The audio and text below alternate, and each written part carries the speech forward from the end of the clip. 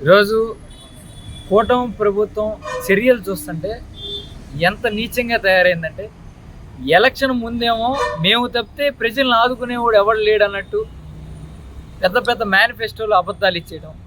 Election అవ్వగానే ఏ పేదోడైతే ఈ అబద్ధాలను నమ్మి మా జీవితాలు బాగుపడతాయి, పలానా పవన్ కళ్యాణ్ గారు చెప్పారు, పలానా చంద్రబాబు నాయుడు గారు చెప్పారు, ఇంత ఇస్తా అన్నారు, మా జీవితాలు బాగుపడతాయన్న కళ్ళకన్నా ఆ పేదోళ్ళనే ఈరోజు కొట్లు కొడతాం చూస్తున్నాం. జడ్పీ సెంటర్లో ఎంత ఘోరంగా అంటే, రోజువారీ ఆ కొట్ల మీద అమ్ముకున్న దాంతో కుటుంబ జీవనం సాగించే పేదలను ఈరోజు ఇబ్బంది పెట్టి ఆ కొట్లన్నీ కొట్టేశారు.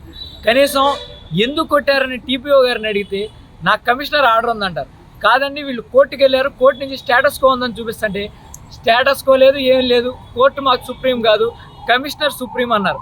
సరే, కమిషనర్ సుప్రీం అన్నారు కదా, ఆ స్టేటస్ కో ఆర్డర్ కమిషనర్కి చూపించారా అంటే నేను చూపించానని అక్కడ ఆయన చెప్తారు. సరే అని కమిషనర్ గారు ఏంటి అన్యాయం అని ప్రశ్నిస్తా కమిషనర్ గారు ఛాంబర్కి వస్తే కమిషనర్ గారు ఏమో మా నాన్నగారికి బాగాలేదండి, నేను 2 రోజులు లీవ్ పెట్టి నేను ఇప్పుడే వెళ్ళానండి అంటారు. సరే, కమిషనర్ గారిని మీరు లీవ్ పెట్టేశారు, స్టేటస్ కో ఉందని తెలుసా, స్టేటస్ కో ఉన్నా మీరు ఎట్లా పంపించారు అంటే స్టేటస్ కో ఉన్నట్టు నాకు తెలియదండి, నాకు ఏ అధికారి నాకు చెప్పలేదని ఆయన మాట్లాడుతున్నారు. స్టేటస్ కో ఉందని ఆయన టీపీఓ గారు చెప్తే స్టేటస్ కో ఉందని నాకు తెలియదని ఈయన చెప్తున్నారు. అంటే దీనిపైన ఎవరుండి నడిపిస్తున్నారు? ఈ అధికారులు నడిపించేది ఎవరు? ఆ పేదవాళ్ళ జీవన ఆధారాన్ని ఈరోజు కుదేలు చేయమని చెప్పింది ఎవరు? అంటే లోకల్ మంత్రికి తెలియకుండా ఇవన్నీ జరుగుతున్నాయా?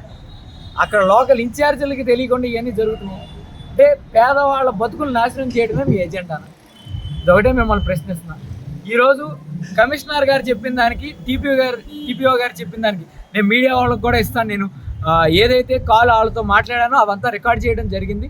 ఇద్దరు ఏం మాట్లాడారో, అసలు ఇద్దరు మాట్లాడేదానికి సంబంధం ఉందో లేదో మీకు క్లియర్గా మీడియా ద్వారానే మీడియా వారికి ఇష్టం కూడా జరుగుతుంది. మీరే చూడండి, మీరే జడ్జిమెంట్ ఇవ్వండి. అంటే వీళ్ళు ఎంత న్యాక్గా డ్రామా ఆడాలని ట్రై చేస్తున్నారు. సమాధానం తోచింది చెప్పడం. అంటే ఈరోజు రాజ్యాంగానికి విలువ లేదంటే ఈరోజు అంబేద్కర్ గారు చనిపోయిన రోజునే పెట్టుకుని రాజ్యాంగాన్ని కూడా చంపేద్దామని డిసైడ్ అయిపోయినట్టున్నారు. వీళ్ళ రాజ్యాంగం ఒకటి కొత్తది పెట్టేసుకుని మనం ఎవరు రాసిన రాజ్యాంగానికి మనకు లేదు, కోర్టు లేదు, ఏమీ లేదు, మంత్రి పైనుంచి ఫోన్ చేయడం జరుగుద్ది, కింద కమిషనర్ ఆర్డర్ ఇచ్చేయడం జరుగుద్ది, కింద అధికారులు చేయడం జరిగింది. ఒక కోర్టు ఆర్డర్ లేదు, ఒక లాయర్ మాట వినేది లేదు, పేదవాళ్ళని కనీసం హ్యుమానిటేరియన్ గ్రౌండ్స్లో ఆలోచించేది లేదు. ఈరోజు మళ్ళీ కమిషనర్ గారు మేము డిమాలిష్ చేయలేదంటాడు, ఈయనేమో నేను డిమాలిష్ చేశాను. ఇవన్నీ మీకు నేను మాట్లాడిన ఫోన్ కాల్స్ అన్నీ ఆ ఆడియో ప్రూఫ్, వీడియో ప్రూఫ్ మీకు ఇవ్వడం కూడా జరుగుతుంది. ఖచ్చితంగా చూసి ఒకటే చెప్తున్నా, ఎల్లకాలం రోజులన్నీ ఒకేలాగా ఉండవు.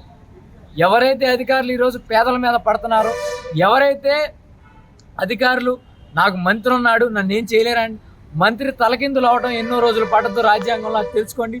ప్రజలు ఓటుతోనే మంత్రి అవుతారు, ఆ ప్రజలు కొల్లగొడితే అది తిరగబడటానికి కూడా ఎక్కువ రోజులు పట్టదు. కాబట్టి మీరు అన్యాయంగా వెళ్తే, ఎవడో రాజకీయ నాయకుడు చెప్పాడని అన్యాయం చేయాలని చూస్తే మాత్రం ఖచ్చితంగా దాని పర్యవసానాలు అనుభవించాలని ఖచ్చితంగా ఎవరైతే దీని వెనకాల ఉన్నారో, ఈ పేదల కన్నీరు వెనకాల ఎవరైతే ఉన్నారో ప్రతి ఒక్క అధికారికి చెప్తున్నా ఖచ్చితంగా దీని యొక్క పర్యవసానాలు చూస్తారని తెలియజేస్తూ సెలవు.